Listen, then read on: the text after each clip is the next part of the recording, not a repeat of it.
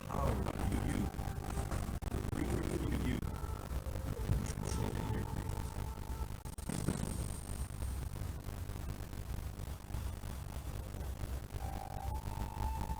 The real you is always present, right there. You are more powerful than you can ever begin to imagine. Because you get to focus on the greatest gift ever.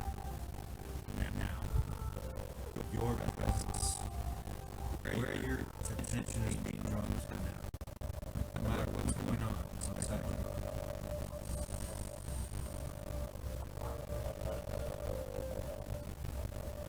Feel the power of your breathing. There are astronomical numbers of things going on.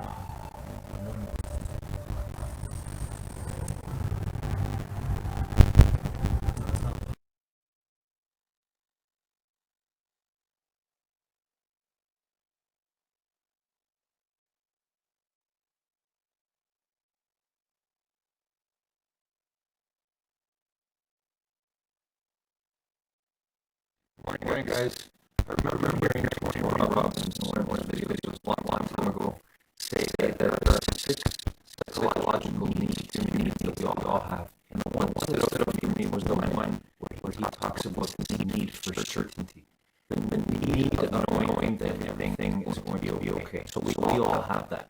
And I believe that one of the things that can improve our lives immensely is understanding some of the stresses, anxiety, worries, doubts, fears that lead to, in some cases, addictions to food, sugar, you name it, anything. We can become addicted to anything.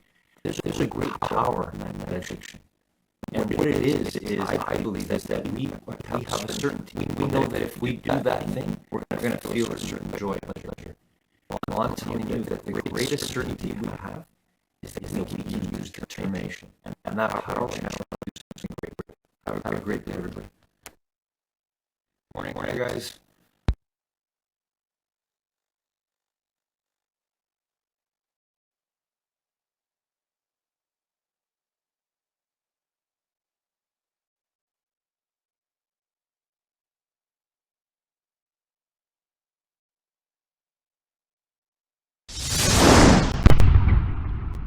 There are a couple of other things that are essential for innovation and invention that are not as fun. One of them is you have to have a willingness to fail. You have to have a willingness to be misunderstood for long periods of time. If you do something in a new way, and I don't care what it is, people are initially going to misunderstand it relative to the traditional way. And they'll be well-meaning critics who, genuinely want the best outcome, but they're worried about this new way. And there'll also be, of course, self-interested critics who have a vested interest in the traditional. They have some profit stream tied to the traditional way. But doing things, if you never want to be criticized, for goodness sake, don't do anything new. So it's okay, though, if you have a willingness to be misunderstood for long periods of time, if you have a willingness to fail, then what you can do is you can ramp up your rate of experimentation. So successful invention is inventions that customers care about. It's actually relatively easy to invent new things that customers don't care about. But successful invention, if you want to do a lot of that, you basically have to increase your rate of experimentation. And that you can think of as a process. How do you go about organizing your systems, your people, all of your assets, your own daily life and how you spend time? How do you organize those things to increase your rate of experimentation? Because not all of your experiments are going to work. It's going to be a tough one for me because it's Jeff Bezos, so you can't disagree. I just have a different point of view. Okay, so my thing is this. I do care what other people think. I have a need to please. Well, you can call it a disease to please. It matters. Success means a lot to me because it's not just my success, it's other people's success too. So taking a risk, and being okay if you fail, or I like to measure or calculate, be very calculative, if that's a word, calculative, or calculated in my approach and my process. Now, I understand the process of success. Failure is a part of that process, but I don't want to hurt other people in the process. I want other people to be happy too, and I do care what people think about me. Yeah, you can come back to me later on that one. All right, true. Yeah, so I think Come back to me. I think what Jeff was saying is finding a way to continue to experiment and try new things and test new things is ultimately what's going to give you the edge of how to grow and innovate in whatever it is that you're doing, and ultimately find the shift that needs to happen in order to innovate and become a breakthrough entrepreneur. Obviously, he talked in the beginning of it how as you experiment and start to see a little bit of success with your experimentations, you're going to draw some haters, and people are going to start criticizing you and helping you and start, because ultimately their profit is what you are essentially trying to disrupt. But what comes to the point where you don't be sensitive to the feedback? You know, because if you're going down the wrong path and it's not working out, then what about the feedback? Because other people can be hurt in the process of you trying stuff out that's not working out. You know, there shouldn't be a cutoff point? Because I mean, in order to make the light bulb, it took Edison how many tries? Yeah, but he wasn't hurting anybody, and we didn't have any light, so nobody could see anything anyways. But I mean, but at the end of the day, like if you're not trying, like when I got started in doing online businesses and things like that, it started out with a YouTube channel. I came to the realization like, I don't know if this is going to be the thing that is for me, so I had to pivot, try something else. Went and did Amazon. Did Amazon FBA, retail arbitrage, that type of thing. But did anybody lose money or get hurt behind you trying out those different experiments? I mean, it was time and effort and energy, and my wife's time and effort and energy. Okay. I mean, like I'm very sensitive. I need things to work out. At the end of the day, if you want to grow and expand and move into other things, calculate a risk. Okay, that's calculate fine. A risk. When I paid $5,000 for that 4,000 units worth of products to launch that brand, it was a calculated risk. And he's got resilience. He can bounce back like that. The question that you have to ask yourself is like, what is the cost if I fail? But what is the profit if I succeed? But then it's a thin line, and this is Mr. Bezos here because you know who he is. But isn't there a thin line where you could be stubborn and pig-headed about things, where you should go ahead and make a shift, or do you just stay with it and stay with it and stay with it, and hopefully it works out? But what if it doesn't? There should be some type of governor or some type of feedback mechanism where you're like, okay, that's enough. I don't want to cause more hurt or damage because I'm doing too much. Me, I'm just sensitive to that, so I'm working on that. I can't be like Jeff Bezos in that situation. All right. All right, here we go. Good little show there. That was fun. That was good. That was He was good. enjoying. He had his popcorn too. I did need popcorn. That was good. I'm asking questions. This was a tough one for me. I think if you have ideas as an entrepreneur, but then don't chase them down, you end up regretting that you never chased them down. And you get to the end of your life and you look back and say, man, you know what? I could have done so much more, but I was afraid. You also end up hating your business. If you end up playing your business so safe and take no risk and do no failures because you're afraid, then you end up just repeating the same thing that you know works, and you end up hating your business because you just bought yourself a job. And so you don't have to go off and take giant risks. I think that's a lot of, there's a misconception about entrepreneurs that you have to be this giant risk taker. You don't have to. You just have to get started. And I think what a lot of entrepreneurs do so well is they take small risks and just get the momentum going. The easiest way to do that is just go from idea to action. Okay. This is something that I try to train people, but also myself. Just idea to action. You get an idea, find the smallest way to just go off and do it. I mean, we're doing it right here. We had a couple hours to spare before I have to go to the speaker thing. And like, hey, you guys want to make some content? I got no microphone, no setup, lighting. No lighting, doesn't matter. Yeah, we're here, we're facing the window, we tied the phone to a lamp stand, and we're filming content. you know? And it's just that idea. I didn't come here thinking I'm gonna go make content. You know, I know we're gonna have these extra hours. If I thought about it, I could have been more prepared. We could have had, you know, microphone and set up and had my videos ready to go. But instead, you know what? Idea, go do something about it. And to lower the barrier for what a failure looks like allows you to go off and take more potential risks. And it's just by taking an idea and then go off and then doing something. A lot of the greatest things that have come in my life have just been starting off from one little tiny experiment. The top 10 rules series on my channel was because my friend Mark Drager insulted Kanye West, and I wanted to make a Kanye West defense video and made a top 10 rules of his life that I shared, right? And that was only supposed to be a one-off thing. Nobody was hurt in the process, maybe Mark, but he ended up liking it. And it ended up becoming this big thing that everybody's like, hey, do Jay-Z and do Jeff Bezos and do Dame Dash and do somebody else. And I like that. I can do more of that. And by the same token, I've done other things that I have no inspiration to go off and do again. You know, when I woke up at 3 a.m. and had this rap in my head to do a Chinese song, and I just had to get it out of my system. And so I filmed this song and I rapped on it. You guys gotta go check it out. It's on the videos. He's still out there. It's on the channel. It's out there. It's good too. It's good. Mang Chung, look up Mang Chung remix or rap cover or something, you'll find it. It's good. I wake up every day and I'm hustling, I'm dreaming. Gotta make sure that my life has meaning. Turning my pain into purpose. Trying to help others not feel so worthless. And people are like, when's the next one?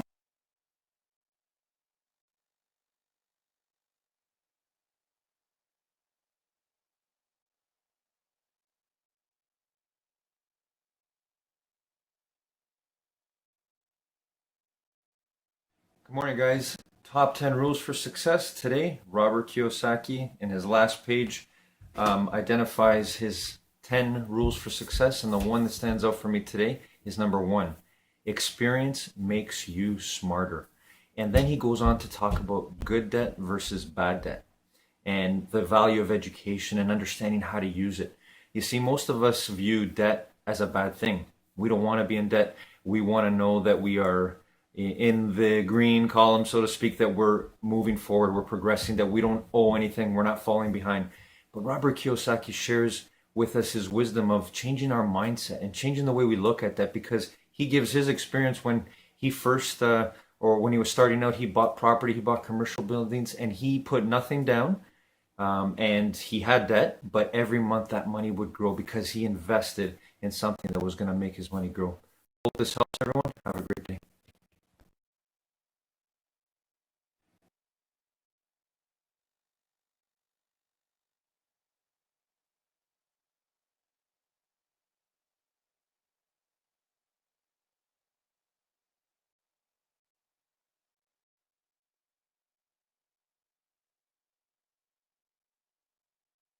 If you find your passion, you're going to have this tremendous energy. It's sustainable energy.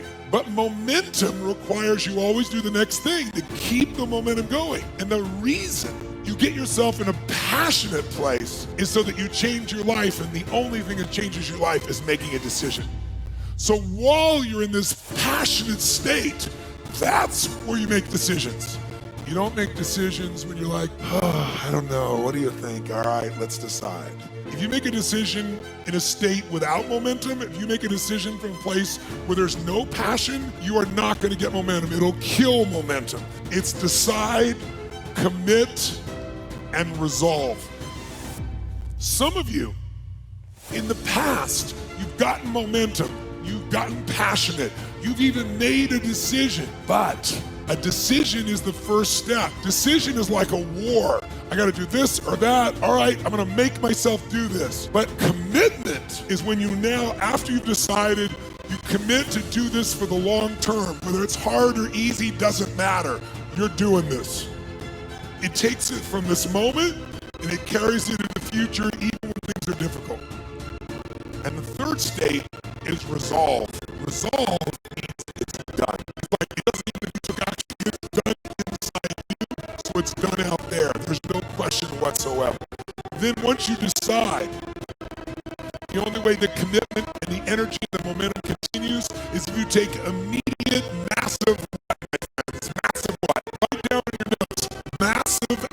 action is the cure-all. Massive action is the cure-all. If you're having a difficult time with something, your relationship isn't where you want it to be, your finances are not where you want to be, your body's not where you want to be, your business is not where you want to be, you need to take massive action. And if that doesn't work, try something else. If that doesn't work, try something else. Keep going with massive action and you will find the way, because it will give you momentum.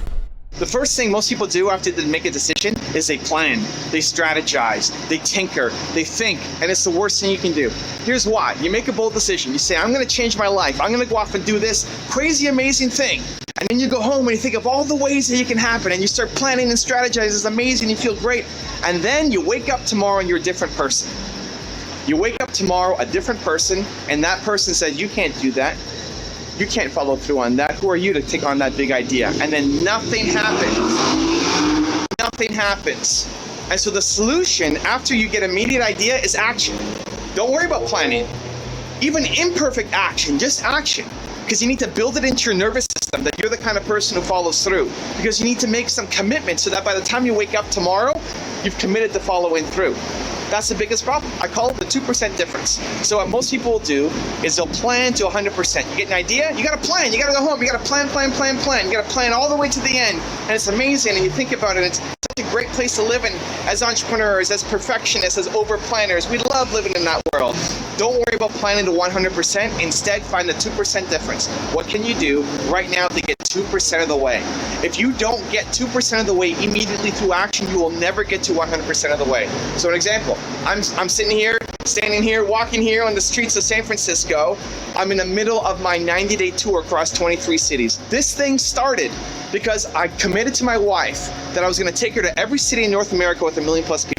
It was a warm summer day, and I said, Nina, we're going to go to every city in North America with 1 million plus people. It was a Wednesday afternoon. So what was the first step? It's not going home and planning to see how many cities are there. I didn't even know how many cities are there. No idea. It's not planning about how is Nina going to leave her job because she had a full-time job. It's not planning about how long it's going to take. None of that. Don't go home and start researching that. It's the wrong first step. The first step is, what's the one city that I can hit immediately? It's Wednesday afternoon. What's one city I can go to this weekend to start building immediate momentum, the 2% difference? And so I said Boston. I thought Boston was the closest city to us that we hadn't both been to. And so I said, Nina, this weekend we go to Boston. It's Wednesday. On Friday, after your work, I'm going to pick you up and we're going to go to Boston. And then I brought Danny and his business partner at the time, my camera guys, to help us film it. That was the start.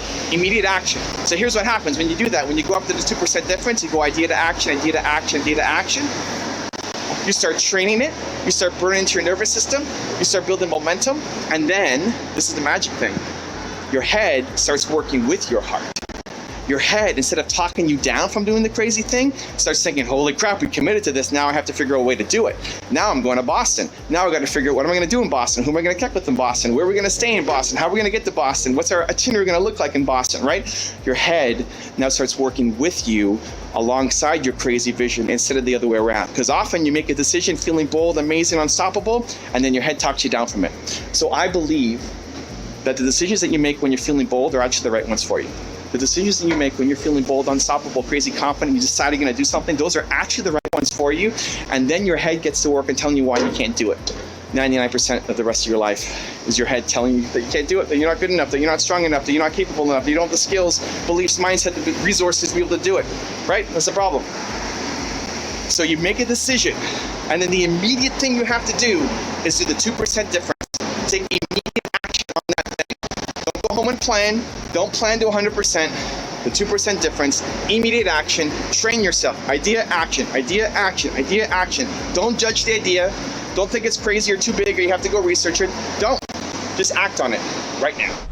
Also, to make sure you're actually taking action after watching this video, I've designed a special free worksheet just for this video. The worksheet will highlight all of the lessons learned in this video, as well as pull out our 3 favorite learnings and quotes that will inspire you to actually do something. The worksheet will also give you space to write down what your key takeaways are and your specific plan of action to make sure you're getting results. If you want the worksheet designed specifically for this video, absolutely for free, there's a link in the description below. Go click on it and start building the momentum in your life and your business. I'll see you there.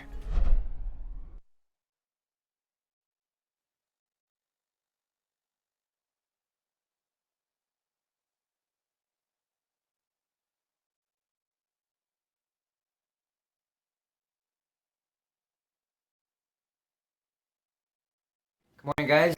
All right, I want to share a funny story with you today. This made me laugh when I saw it. This is from Evan Carmichael. You guys know I'm a big fan. He's a mentor for me. And when I went to his last filming session, he showed myself and another young lady that was there his painted nails as a way of showing. And those of you that follow him will know the story anyhow. But he's got these painted nails right now, and it's not something he felt comfortable doing, but he did it anyway. And he was trying to prove to himself and to everyone, help everyone understand, you got to get out of your comfort zone. But when I first saw it firsthand, and he showed me, and I looked at it, I thought, wow, that looks funny. But then I was laughing because I thought, good for him, and amazing in terms of the inspiration for me. Once we get uncomfortable, actually we can have a lot of fun with it because we can laugh about it. So, that's one of the big things for us to grow and be on this path of infinite mind wealth. Have a great day, everybody.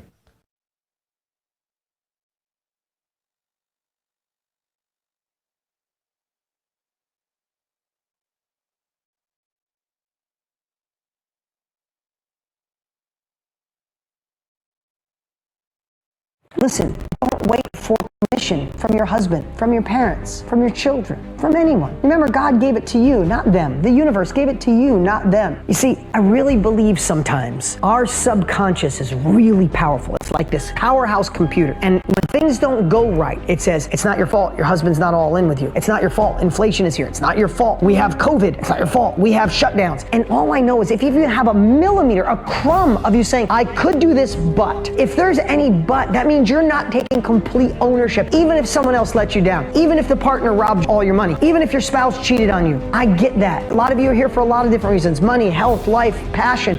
What if you just took complete ownership? I made this mistake. I waited too long. I accepted this. I'm not saying it's right, but here's what I want to tell you. When you decide that it's all on you, oh my God, it's so liberating, because then it's all on you. If it wins, that's you. If it doesn't win, that's you. Need motivation? Watch a Top 10 with Believe Nation. Hey, it's Evan Carmichael, and I make these videos because you are probably the most ambitious person in your circle, but you know you're capable of more, and you get that push by surrounding yourself with the best. So today, let's learn from one of the best, Dean Graziosi, and my take on his top 10 rules of success. Enjoy. What if we decided to take ownership of all of it? What do you think is the most costly advice in the world? It's your broke friend telling you how to get rich. It's your single friend telling you what you should do with your relationship. We are letting unqualified people tell us where our future should be. And the way I look at it is, I don't want anybody steering my ship. If something pops in your head and go, damn, I'm letting him, I'm letting her, I'm letting that thought steer my ship. Listen, at the end of our lives, let's just, again, I digress a little bit, but I want to anchor each one of these things. At the end of our lives, if you have the chance to meet with God, meet with your maker, whatever you believe that is, do you want to give excuses on why it didn't work because you listened to other people? My mom said that wouldn't work. My husband thought that was a crazy idea. My cousin Diane said that, you need money to make money, or that men are evil, and once they cheat, every man cheats, or every man's bad. Like, I don't know what that is. But would you hate to be at the end of your life and realize that you missed out on love, you missed out on connection, missed out on that business because you took bad advice? I always think about this. I do these little tricks that maybe you think are mean, but I always think of, if you met your maker at the end of your life, imagine if God pulled out his iPhone, because of course he's got an iPhone. Imagine God pulled out his iPhone and played you a video of the woman or man you could have been. Think about that one for a minute. Imagine seeing a 3-minute highlight reel of the love you could have had, the health you could have enjoyed, the impact you could have made on the world. Man, I think about that and it just freaking like, hell no, it's go time. And will we fail? Of course, but I would so much rather be on the field playing and failing than being in the sidelines wearing someone else's jersey on the back of my shirt. I am not putting someone else's name on my jersey. It's Graziosi on the back, and I'm in the game. And that's in the game of life. Rule number 2, be congruent. There is nothing more powerful than congruency to reach your full potential, to have confidence, to be courageous. Listen, we all have friends that say they want the passion back in their relationship. Does anybody here have a friend that would love passion or a connection back in a relationship? A friend that tells you? Anybody have a friend that tells you they want passion or connection in their relationship, but they're on Facebook looking up old high school boyfriends or girlfriends, DMing people when nobody's knowing? I know a couple people in my life that say they want in front stage, they want the connection, they want the love again, but when no one's watching, they're kind of doing the stuff that derails that. People who say they want to be in the best shape of their life. This is the year. I want to be healthy. My kids deserve me to be healthy.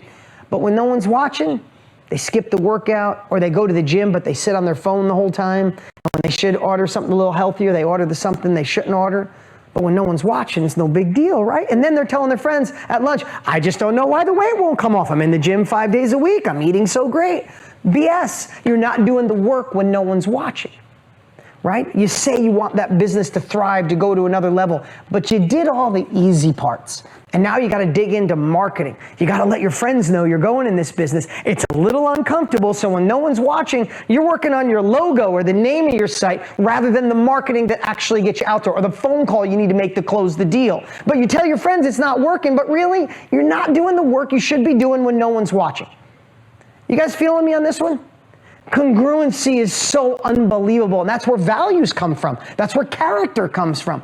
I am by far not saying I'm perfect in any shape, way, or form, but I have an obsession now, especially at this phase of my life. I want to be so congruent that if my wife, my kids put a hidden camera on me for a week and they watch it, be like, damn, he does the same stuff he talks about. I would love for you guys to see me at a restaurant having a conversation with my family. You're in the booth behind me and you don't know that I don't know you're there, and you get done and go, damn, that's the same guy I met when we were on camera. That is so powerful. And the reason it's the theme for my kids is, listen, 15 or 13, who has kids? Right? Raise your hand if you have children. In today's world, can they pretty much do anything they want on social? I mean, they could be online, they could find porn in 2 minutes, they could do a million things. At 15, I know my daughter has friends that already drink, already do some other stuff, right? They could lie about all of it, turn off their locations and figure it out. I have to train my kids give them the ability to understand is who you are when no one's watching, is who you really are. I said, you could act perfect in front of me, perfect in front of your teachers, but if you're doing the things when no one's watching, then that's you, God, the universe, your character. And my kids are far from perfect, but they understand core values because of that. So today, I'm taking a little longer as we start here this morning. I want to share with you that could be a theme, or come up with your own 2022 theme. But I want to do the work. When I think about that, when no one's around, I want to do the work to be a better. When no one was watching, for 4 days straight, I obsessed on what I was going to teach you today. It'll seem really easy, thing like it's just coming off my tongue. I have this whole thing laid out to get you the results you deserve, you desire, right? I did the work when no one's watching, so now when I'm front stage, it looks easy, looks amazing, but I really got my own notes and cheat sheet here. My daughter and son both pitch. They love winning games. You don't win on stage. You know when you win? You win when my daughter and son are out back. At 4:30 today, my daughter will be with her pitching coach, and she'll pitch for 2 hours. She'll pitch until her arm hurts. She does that on a regular basis, but when she goes and wins a game, it's because of what she did when no one was watching. So, did you ever hear that joke? It's a gambler who gambles nonstop passes away. He wakes up and all of a sudden he's in a casino. He's dressed to the nines, and every time he walks up to a slot machine, he puts in money. And he pulls the handle and money comes out. He's like, oh my God, I won. He goes to another and puts money in and pulls the handle. Oh my God, I won. And he keeps going, and all of a sudden he puts money in and he's just winning every time. And he puts money in and he's winning every time. Finally, he's got this big bucket of quarters or money, and he walks up to one of the people dressed nice, and he's like, oh my God. He said, I didn't think heaven would be like this. And the guy looked at him and said, who said you're in heaven? You see, we all think we want it easy. We all think we just want we want to open the gates and all the money and the happiness and the joy just pour out. Why, when people hit lotto, do they go broke? Because they had the resources handed to them, but they never found a way to be resourceful. You see, how we get resourceful is actually understanding that problems are the path to our bigger future. So if we handle bigger problems, we get bigger results. Rule number 3, focus on relationships. Even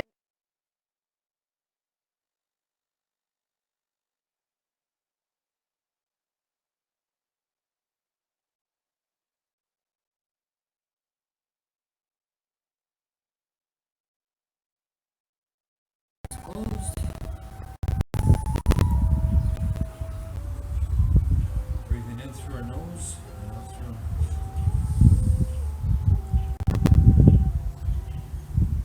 Well, the truth is, there's no ending. There's no beginning.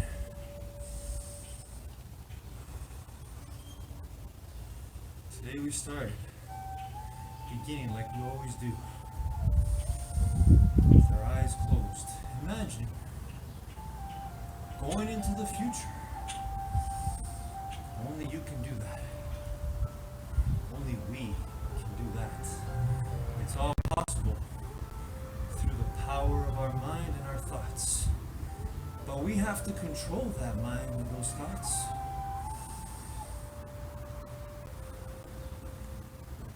Because even they are not who we really are.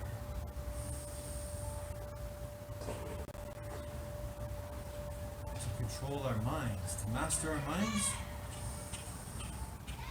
we have to simply be here, now, present.